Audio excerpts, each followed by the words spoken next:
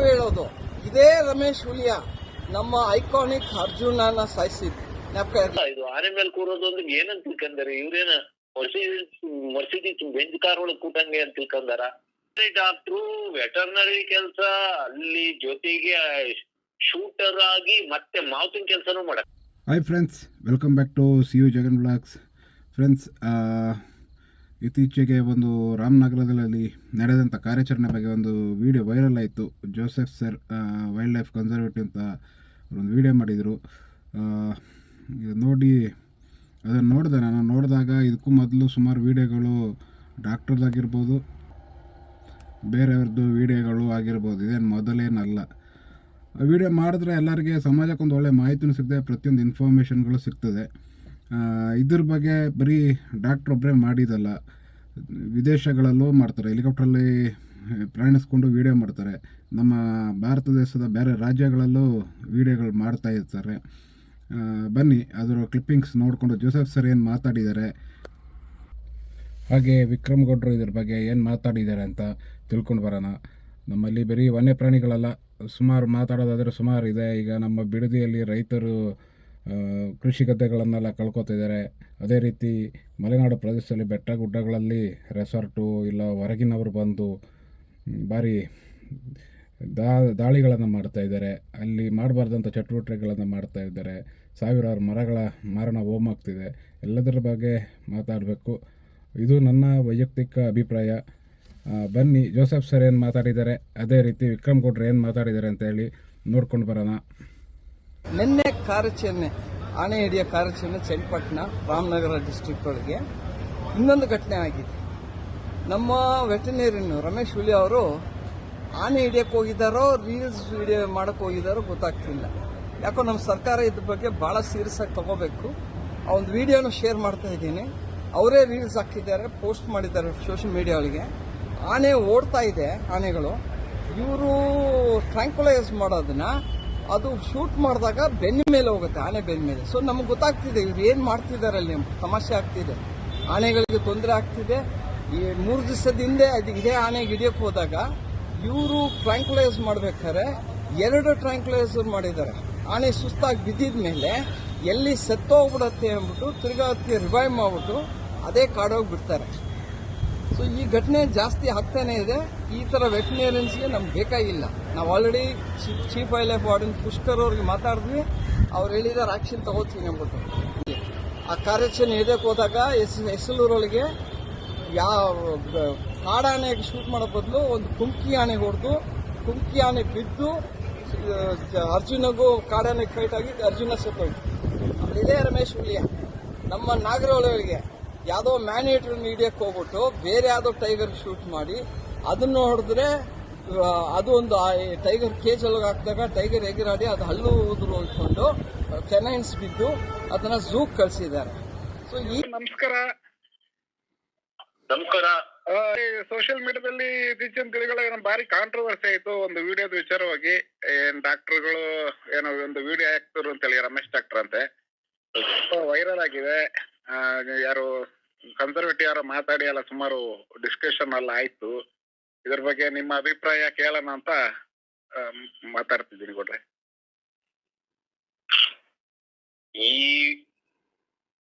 ಇದೆಲ್ಲ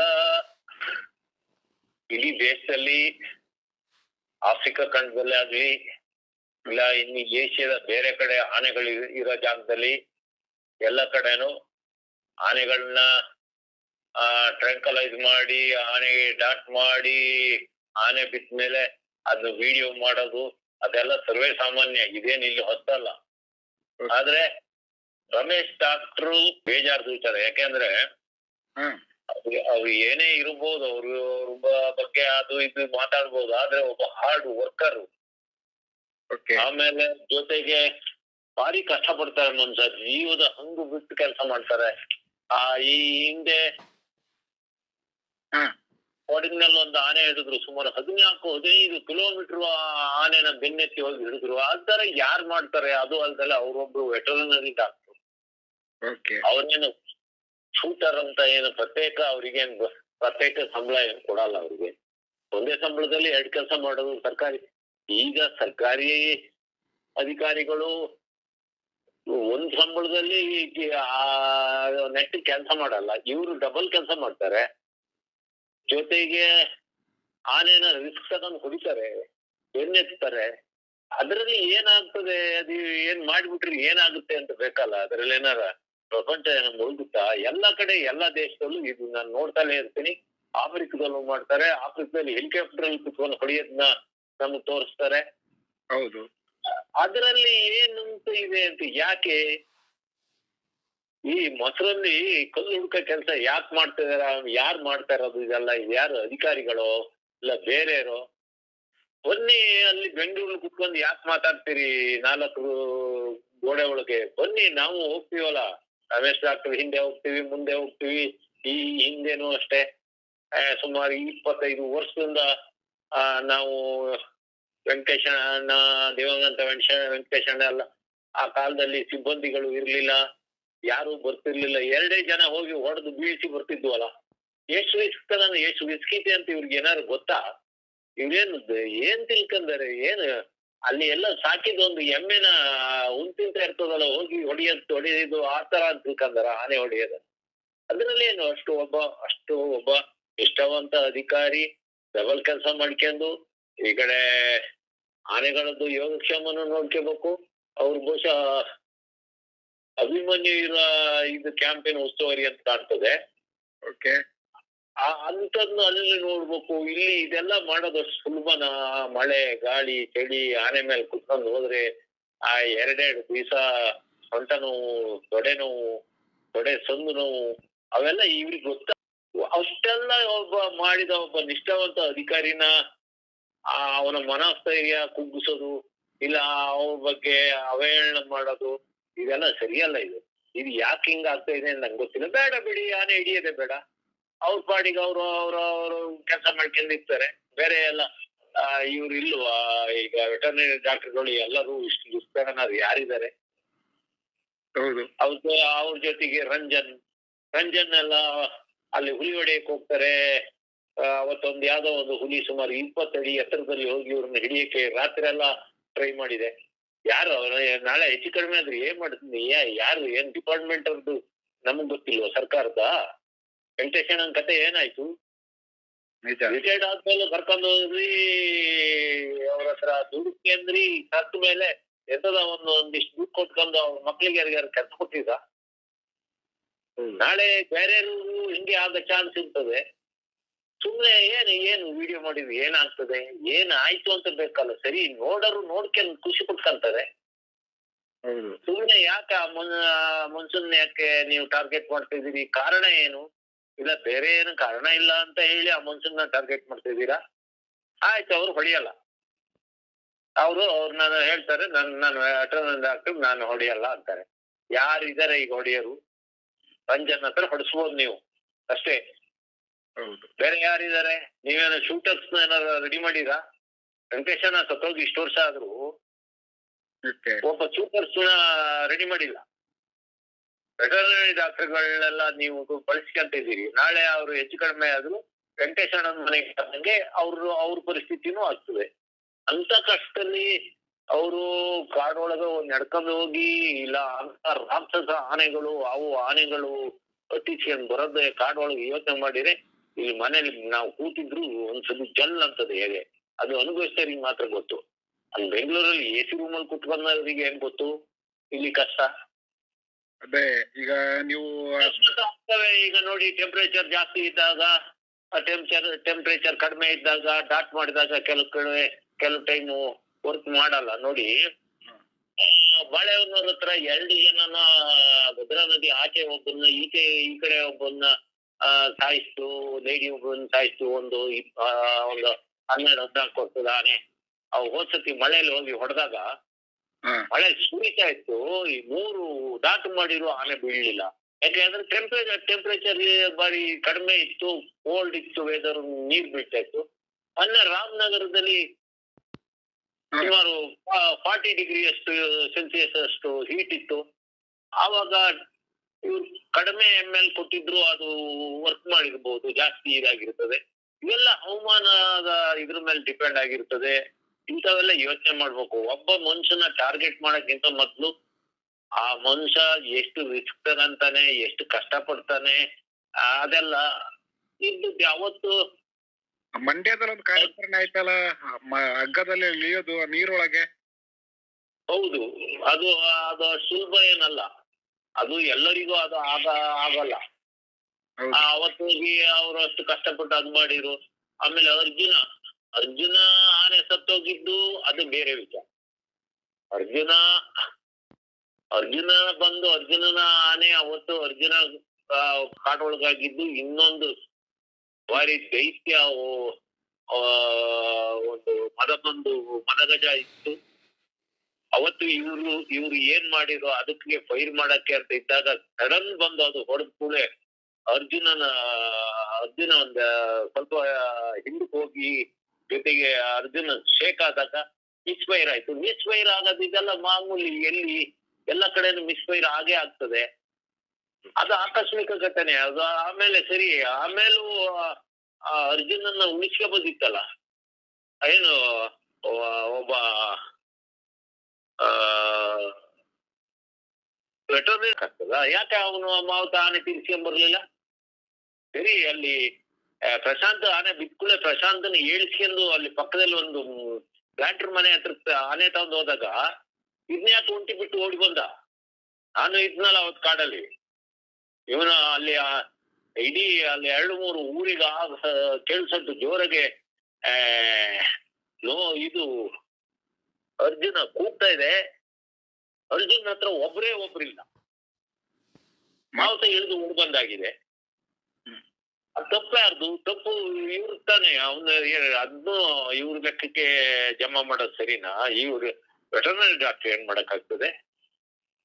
ಸುಮ್ನೆ ಒಬ್ಬ ವ್ಯಕ್ತಿ, ಒಬ್ಬ ಹಾರ್ಡ್ ವರ್ಕರು, ಒಬ್ಬ ಮನುಷ್ಯನ ಮೇಲೆ ಈ ರೀತಿ ಆರೋಪ ಹೊರಿಸೋದು ಸರಿಯಲ್ಲ. ಕಾರಣ ಏನು ಅಂತ ಬೇಕಲ್ಲ.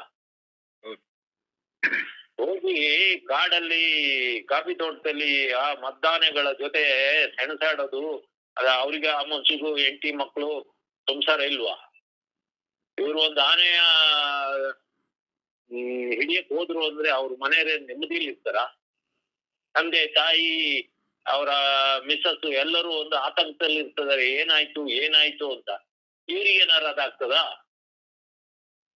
ನಾಲ್ಕು ಗೋಡೆ ಒಳಗೆ ಎಸಿ ರೂಮ್ ಒಳಗೆ ಕುತ್ಕೊಂಡು ಮಾತಾಡೋದು ಎಲ್ಲರಿಗೂ ಸುಲಭನೇ, ಬೆಂಗಳೂರು ಟೌನ್ ಅಲ್ಲಿ ಕುತ್ಕೊಂಡು. ಆದ್ರೆ ಇಲ್ಲಿ ಫೀಲ್ಡ್ ಬರ್ಬೇಕು. ತಾಕತ್ತಿದ್ದು ನೀವು ಒಂದು ಆನೆ ಹಚ್ಚಿ ಹೋಗಿ ಅಲ್ಲಿ ಏನ್ ನಡೀತದೆ ಅಂತ ನೋಡಿ. ಹಾಗಾಗಿ ಮೊನ್ನೆದು ಒಬ್ಬ ವ್ಯಕ್ತಿಯ ಮೇಲೆ ಗೂಬೆ ಕೂರ್ಸೋದು, ಆ ವ್ಯಕ್ತಿನ ಮನೋಸ್ಥೈರ್ಯವನ್ನ ಕುಗ್ಗಿಸೋದು ಎಲ್ಲ ಮಾಡೋದು ಇದು ಸರಿಯಲ್ಲ. ಇದು ವಿಡಿಯೋ ಮಾಡಿದ್ದು ತಪ್ಪು ಅಂತ ಹೇಳಿದ್ರೆ, ಈಗ ವಿಡಿಯೋ ಮಾಡಿ ಅವ್ರು ವಿಕ್ರಾಂತ್ ಆನೆದು ವಿಡಿಯೋ ಈಗ ವೈರಲ್ ಆಯ್ತಲ್ಲ. ಈಗ ವಿಡಿಯೋ ಮಾಡೋದಿದ್ರೆ ವಿಕ್ರಾಂತ್ ಬಗ್ಗೆ ಅವ್ರಿಗೆ ಗೊತ್ತಾಗ್ತಿತ್ತ? ಅದ್ರ ಬಗ್ಗೆ ಸ್ವಲ್ಪ ಮಾತಾಡಿ. ವಿಕ್ರಾಂತ್ ಆನೆನ ಇಲ್ಲಿ 3 ದಿವಸ ಬಿಡದಂತೆ ಅದನ್ನ ಬೆನ್ನಟ್ಟಿ ಲಾಸ್ಟಿಗೆ ಭೀಮ ಅಡ್ಡ ಬಂದಾಗ ಭೀಮನ್ನು ಈ ಹೊಡೆದು ಕೂರಿಸಿದ್ದು ಇದೇ, ಈ ನಡ್ಕೊಂಡು ಹೋಗಿ ಹೊಡೆದಿದ್ದು ಇದೇ ರಮೇಶ್ ಹುಲಿಯ. ಆ ಪ್ಲಾನ್ ಮಾಡ್ಲಿಲ್ಲ ಅಂದ್ರೆ ವಿಕ್ರಾಂತನ ಹಿಡಿಯಕ್ ಆಗ್ತಿರ್ಲಿಲ್ಲ. ಅಲ್ಲ, ವಿಕ್ರಾಂತನ ಹಿಡಿಯೋದು ಬೇಕಾಗಿರ್ಲಿಲ್ಲ. ಆದ್ರೆ ಇಲ್ಲಿ ಸಕಲೇಶ್ಪುರ ಹಾಸನ ಭಾಗದ ಅರಣ್ಯಾಧಿಕಾರಿಗಳ ಒಂದು ಸಪ್ರತಿಷ್ಠೆಯಿಂದ ಅದನ್ನ ಹಿಡಿದಿದ್ದು. ಅದು ಯಾರಿಗೂ ಅನ್ಯಾಯ ಮಾಡಿರ್ಲಿಲ್ಲ, ಯಾರು ಬೆಳೆ ಹಾನಿನೂ ಮಾಡ್ಲಿಲ್ಲ, ಯಾರನ್ನೂ ಸಾಯಿಸ್ಲಿಲ್ಲ, ಯಾರನ್ನೂ ಅಟ್ಯಾಕ್ ಮಾಡ್ಲಿಲ್ಲ. ಅದಿರ್ಲಿ, ಅವತ್ತು ವಿಕ್ರಾಂತನ್ನ 3 ದಿವಸದ ಮೇಲೆ ಭೀಮನ್ ಬೀಳಿಸಿ ಅದನ್ನ ಹಿಡಿದು ಕಳಿಸಿದಾಗ ಏನೂ ಆಗಿರ್ಲಿಲ್ಲ, ಕಾಲು ಏನಾಗಿರ್ಲಿಲ್ಲ, ಕೈ ಆಗಿರ್ಲಿಲ್ಲ. ಅಲ್ಲಿ ತಾವ್ದೋದ್ ಕೂಡಲೇ ಒಬ್ಬ ಇವರು ಮನುಷ್ಯತ್ವವನ್ನು ಬಿಟ್ಟು ಆನೆ ಕಾಲಿಗೆ ಚುಚ್ಚಿ ಅದ್ರ ಉಗುರು ಸಂದಿಗೆಲ್ಲ ಚುಚ್ಚಿ ಗಾಯ ಮಾಡಿದ್ದು ಹೊರಗಿನ ಪ್ರಪಂಚಕ್ಕೆ ತೋರಿಸ್ಬೇಕು. ಏನು ವಿಡಿಯೋ ಮಾಡಿದ ಅಂತ ಇದ್ದ ನಾನು. ನಾಳೆ ವಿಕ್ರಾಂತ್ ಸತ್ತೋಗಿದ್ರೆ ಏನ್ ಮಾಡ್ತಿದ್ರಿ? ಆ ಪಾಪದ ಇವನ್ನ ಕೆಲ್ಸದಂತ ತೆಗಿತಿದ್ರಿ. ವಿಕ್ರಾಂತನ್ನ ಸತ್ತಿದ್ರೆ ಆ ಇವನ್ ಮೇಲೆ ತಲೆ ಕಟ್ತಿದ್ರಿ. ಈಗ ಆ ವೈರಲ್ ಆದ ಕೂಡಲೇ ಈಗ ನಿಮ್ಗೆಲ್ಲ ಸ್ವಲ್ಪ ನಿಮ್ಮ ಅಲ್ಲಿ ಏನು ಸಕ್ಕರೆ ಬೈಲಲ್ಲಿ ನಡೀತಿರ ಅನಾಚಾರಗಳು ಏನು ಅಂತ ಪ್ರಪಂಚಕ್ಕೆ ಗೊತ್ತಾಯ್ತು. ಆ, ಅದು ಅದು ವಿಡಿಯೋ ಮಾಡಿದ್ದು ಒಳ್ಳೇದೇ ಆಯ್ತು. ಯಾಕೆ ವಿಡಿಯೋ ಮಾಡಬಾರ್ದು? ಸಮಸ್ಯೆಗಳನ್ನ ಇಟ್ಕೊಂಡು ಯಾವ್ದೋ ಒಂದು ಚಿಕ್ಕ ಚಿಕ್ಕ ಕಾರಣಕ್ಕೆಲ್ಲ ಒಳ್ಳೆ ಹಾರ್ಡ್ ವರ್ಕರ್ಗಳನ್ನ, ನಿಷ್ಠಾವಂತ ಅಧಿಕಾರಿಗಳನ್ನ ನೀವು ಮೂಲಿಗೆ ಹಾಕ್ತಾ ಇದ್ದೀರಲ್ಲ, ಇದು ಸರಿನಾ? ಇದು ಕಾರಣ ಏನು? ನಿಮ್ಮ ಒಳಗಿನ ರಾಜಕೀಯನ ನಮ್ಗೆ ಇಲ್ಲಿ ತರೋ ಆನೆಗಳ ಮೇಲೆ ತೋರ್ಸಕ್ ಬರಬೇಡಿ. 100ಕ್ಕೂ ಹೆಚ್ಚು ಕಾರ್ಯಾಚರಣೆ ಮಾಡಿದರೆ ಒಬ್ಬ ಕೆಚ್ಚೆದೆಯ ಒಬ್ಬ ಶೂಟರ್ ಯಾವ್ದಕ್ಕೂ ಹೆದರಲ್ಲ. ನಿಂತ್ಕೊಂಡು ಹೋಗಿ ಇಲ್ಲ ಮರದ ಮೇಲೆ ಕುತ್ಕೊಂಡು ಹೊಡಿತಾರೆ, ಹುಲಿಗಳನ್ನು ಹೊಡಿತಾರೆ. ಹುಲಿಗಳು ಯಾವ್ದೋ ಒಂದು ಹುಲಿ ಹೊಡೆದ್ರು ಅಂದ್ರೆ ಏನು ಹುಲಿಗಳ ಮೇಲೆ ಬರ್ದಿರ್ತದ ಇದೇ ನರ ಅಂತಕ ಆನೆ ಅಲ್ಲ ಹುಲಿ ಅಂತ? ಹುಲಿಗಳು ಬಂದಾಗ ಎದುರಿಗೆ ಬಂದಾಗ ಹುಲಿಗಳನ್ನ ಅಷ್ಟು ಸುಲಭಗೆ ಆನೆಗಳ ಹಾಗೆ ಪತ್ತೆ ಮಾಡಕ್ ಸಾಧ್ಯನೇ ಇಲ್ಲ. ಗಂಡುಲಿ ಹೆಣ್ಣುಲಿ ಅಂತ ಏನಾದ್ರೂ ಅದ್ರ ತಲೆ ನೋಡಿ ಏನಾರ ಪತ್ತೆ ಮಾಡಬಹುದು. ಅದರಲ್ಲೂ ಭಾರಿ ಸಮಯ ಸಿಕ್ಕಿರ ಬಿಟ್ರೆ ಹುಚ್ಚಲ್ ಕಾಡುಗಳು, ಬುಷ್ ಕಾಡು ಒಳಗೆ ಏನ್ ಹುಲಿ ಪೂರ್ತಿ ಕಾಣ್ತಾ ಇರಲ್ಲ. ಆನೆ ಮೇಲೆ ಹೋದಾಗ ಅವುಗಳ ಒಂದು ಹೊಟ್ಟೆ ಭಾಗನೋ ಇಲ್ಲ ಭುಜದ ಭಾಗನೋ ಬೆನ್ನಿನ ಭಾಗನೋ ಇಲ್ಲ ಹಿಂಭಾಗ ಕಾಣ್ತಾ ಇರ್ತದೆ. ಅದ್ರಲ್ಲಿ ಕೂತ್ಕೊಂಡು ಆಮೇಲೆ ಆನೆ ಮೇಲೆ ಕೂತ್ಕೊಂಡು ಅದು ಹೇಗೆ ಒಂದು ಕಡ್ಡಿ, ಇದು ಕೋವಿಗುಂಡು ರೈಫಲ್ ಹಂಗಲ್ಲ, ಸಿರಿಂಜ್ ಇಷ್ಟು ಉದ್ದ ಇರ್ತದೆ, ಒಂದು 1/4 ಅಡಿ 1 ಅಡಿ ಉದ್ದ ಇರುತ್ತೆ. ಆ ಸಿರಿಂಜು ಇವರು ಡಾಟ್ ಮಾಡಿದಾಗ ಅದಕ್ಕೆ ಅಡ್ಡ ಒಂದು ಕಡ್ಡಿ ಸಿಕ್ಕಿರೆ ಮೇಲಕ್ಕೆ ಹೋಗ್ತದೆ, ಅಡ್ಡಡ್ಡ ಅದಕ್ಕೆ ಒಂದು ಕಡ್ಡಿ ಹೊಡೆದ್ರೆ, ಇಲ್ಲ ಕೆಳಭಾಗಕ್ಕೆ ಹೋಗ್ತದೆ, ಮೇಲಿಂದ ಒಂದು ಕಡ್ಡಿ ತಗಲಿದೆ, ಗುರಿ ತಪ್ಪುತ್ತದೆ. ಅಷ್ಟು ಒಳಗೆ ಆ ಕಂಡಿರ 1/2 ಅಡಿ 1/4 ಅಡಿ 2 ಅಡಿ ಜಾಗದ ಹುಲಿದ ಸ್ಕಿನ್ ನೋಡಿ ಇದು ಡಾಟ್ ಮಾಡ್ಬೇಕು. ನೀವು ಎಲ್ಲಿರಿ? ಯಾವ್ದೇನು ಇದು ಕ್ರಿಕೆಟ್ ಬಾಲ್ ಇಲ್ಲಿ ಕ್ರಿಕೆಟ್ ಆಡೋದಿಗೆ ಅಲ್ಲಿ 6 ಹೊಡಿತಾರಲ್ಲ ಆ ರೀತಿ ಅಂತ ತಿಳ್ಕೊಂಡಿರ ಹುಲಿಗೆ ಶೂಟ್ ಮಾಡೋದು? ಹೋಗಿ ಒಂದ್ ದಿವಸ ಏನು ಮಾತಾಡ್ತಿರಲ್ಲ ಅಲ್ಲಿ ಬೆಂಗಳೂರು ಕುತ್ಕೊಂಡು ಇನ್ನೊಂದು ಆನೆ ಮೇಲೆ ಹತ್ತಿ ಹೋಗಿ ಹುಲಿ ಹೇಗ್ ಕಾಣ್ತದೆ ಬುಷ್ ಕಾಡ್ ಒಳಗೆ, ಕುರ್ಚುಲ್ ಕಾಡ್ ಒಳಗೆ ಅನ್ನೋದು ಅದು ಅರ್ಥ ಮಾಡ್ಕೊಳ್ಳಿ ಫಸ್ಟ್. ಯಾವ್ದೋ ಒಂದು ಹುಲಿ ಹೊಡೆದ್ರು ಅಂದ್ರೆ ಏನು ಅಲ್ಲಿ ಬರ್ದು ಅದ್ರ ಮೇಲೆ ಲೇಬಲ್ ಹಂಚ್ತಿರ್ತಾರ, ಇದೇ ನರಭಕ್ಷಕ ಹುಲಿ ಅಂತ. ಸುಮ್ಮನೆ ಏನೇನೋ ತಂದು ಒಬ್ಬ ಅವನು ಊಟ ಇರಲ್ಲ. ಎಷ್ಟೋ ದಿವಸ ನಾನು ನೋಡಿದ್ದೀನಿ, ಬೆಳಿಗ್ಗೆ ಏನೋ ಒಂದು ಎಂತ ಸಿಕ್ಕಿ ತಿಂಡಿ ತಿನ್ಕೊಂಡ್ ಬಂದರೆ ಸಾಯಂಕಾಲ 5 ಗಂಟೆ 6 ಗಂಟೆವರೆಗೂ ಕುಂಟಿರಲ್ಲ ಆನೆನ ಹಿಂಬಾಲಿಸ್ಕೊಂಡು ಹೋಗ್ತಾ ಇರ್ತಾರೆ. ಅವತ್ತು ನಾವು ಚಿಕ್ಕಮಗಳೂರು ಭಾಗದಲ್ಲಿ ಒಂದು ಆನೆ ಹಿಡಿಯಕ್ ಹೋದಾಗ ಆ ಆನೆ ಸುಮಾರು 15 ಕಿಲೋಮೀಟರ್ ದೂರದಲ್ಲಿ ಇದ್ದಿದ್ದು ವಾಪಸ್ ಒಂದೇ ರಾತ್ರಿ ಬಂದು ಬೆಳಿಗ್ಗೆ ಒಬ್ಬನ ಸಾಯಿಸ್ತು. ಅದು ಯಾರು ಯೋಚನೆ ಮಾಡಿರಲಿಲ್ಲ. ಇವ್ರು ಅದನ್ನ ಹಿಂಗಡೆ ಹೋಗಿ ಹಿಂಬಾಲಿಸಿ ಡಾಟ್ ಮಾಡಿದಾಗ ಅದೇನೋ ಪುಣ್ಯಕ್ಕೆ ಒಬ್ಬ ಪಿಕಪ್ ತರ್ಲಿಲ್ಲ ಅಂದ್ರೆ ಈ ಮನುಷ್ಯ ಇಷ್ಟೊತ್ತಿಗೆ ಈ ಮನುಷ್ಯ ಇವತ್ತು ಇರ್ತಿರ್ಲೇ ಇಲ್ಲ. ಅಷ್ಟೊತ್ತಿಗೆ ಹೋಗಿ ಹಾರಿ ಪಿಕಪ್ಪಿ ಕೂರ್ಬೇಕಾದ್ರೆ ಅವ್ರು ಉಳ್ಕೊಂಡ್ರು. ಇವೆಲ್ಲ ನಿಮ್ಗೆ ಏನಾರು ಗೊತ್ತಾ ಹೊರಗಡಿನ ಪ್ರಪಂಚಕ್ಕೆ? ಕೇವಲ ಇಂಥ ಒಬ್ಬ ಶಾರ್ಪ್ ಶೂಟರು ಇಲ್ಲ ಒಬ್ಬ ನಿಷ್ಠಾವಂತ ಅಧಿಕಾರಿಗಳ ಮೇಲೆ ಗೂಬೆ ಕೂರ್ಸೋದು ಇದೆಲ್ಲ ಸರಿಯಲ್ಲ, ಇದು ಒಳ್ಳೇದಲ್ಲ. ಇದು ಮುಂದಿನ ಇವತ್ತೇನೋ ನಿಮ್ ಬಾಯ್ಚೆಟ್ರಿಗೆ ನೀವು ಮಾತಾಡ್ಕೊಂತೀರಿ, ಅಧಿಕಾರಿಗಳು ಏನೋ ಮಾಡ್ತಾರೆ, ಆದ್ರೆ ಮುಂದಿನ ಕಾರ್ಯಾಚರಣೆಗಳಿಗೆಲ್ಲ ಕಷ್ಟ ಆಗ್ತದೆ. ನಾಳೆ ಅವರು ನನಗಾಗಲ್ಲ ನನ್ಗೆ ಹೊಡೆಯಕ್ಕೆ ಅಂತ ಆದ್ರೆ ನೀವೇನು ಅವ್ರನ್ನ ಸಸ್ಪೆಂಡ್ ಮಾಡಕ್ಕಾಗಲ್ಲ. ಅವ್ರೇನು ಶಾರ್ಪ್ ಶೂಟರ್ ಅಲ್ಲ. ನೀವೇನು ಅವ್ರಿಗೇನು ಡಬಲ್ ಸಂಬಳ ಕೊಡಕ್ಕಿಲ್ಲ. ಡಬಲ್ ಸಂಬಳ ಕೊಡ್ತೀರಾ? ಡಬಲ್ ಸಂಬಳ ಕೊಟ್ರು ಸರಿ. ಅದಕ್ಕೆ ಇನ್ನಾದ್ರೂ ಶಾರ್ಪ್ ಶೂಟರ್ಗಳನ್ನ, ಮಾವುತರುಗಳನ್ನ, ಕಾವಾಡಿಗಳನ್ನ ಇವ್ರನ್ನ ಯಾರನ್ನು ತೆಗೊಳಕ್ಕೆ ಹೋಗ್ಬೇಡಿ. ಅದೇನು ಒಂದು ವಿಡಿಯೋ ಮಾಡಿಬಿಟ್ರೆ ಏನು ಪ್ರಪಂಚ ಮುಳುಗಾಕಿಲ್ಲ ಸರಿ ಅಂತ ಆಫ್ರಿಕಾ ಖಂಡದಲ್ಲಿ ಹೆಲಿಕಾಪ್ಟರ್ ಕುತ್ಕೊಂಡು ಹೊಡೆಯೋದನ್ನ ನಮಗ್ ತೋರಿಸ್ತಾರೆ.